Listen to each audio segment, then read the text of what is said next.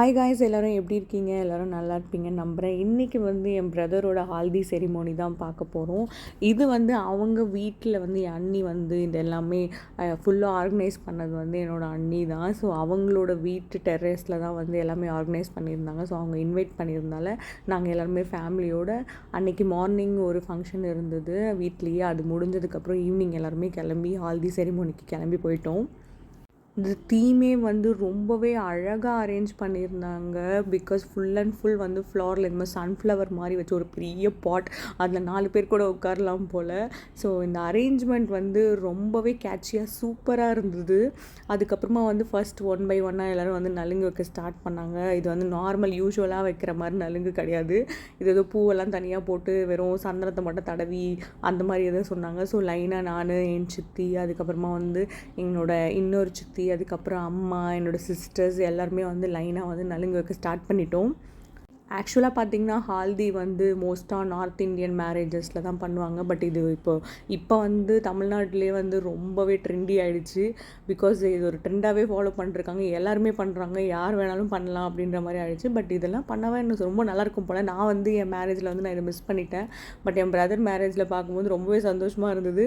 In between கேப்பில் என் குட்டி தம்பி அங்கே வந்திருந்த ஒரு குட்டி பாப்பாவை கரெக்ட் பண்ணுறதுக்கு பிளான் போட்டுட்டு இருந்தான்.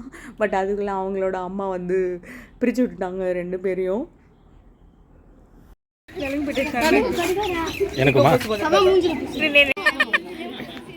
బాగా పూసుంటావే.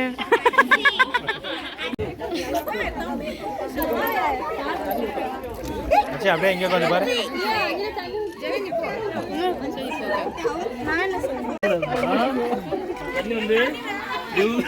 போ போ, அவ்வளோ ஊத்தக்கூடாது.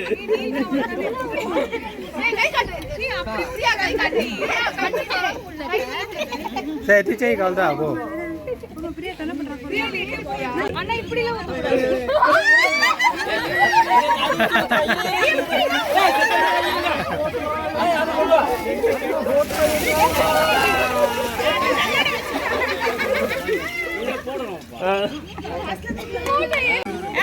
போதும்ல.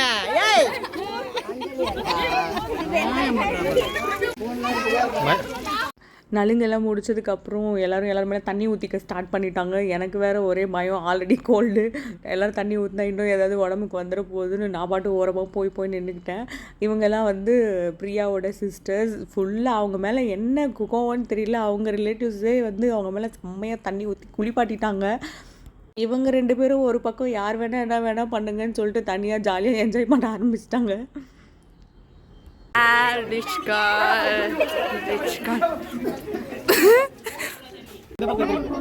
எந்த பக்கம்?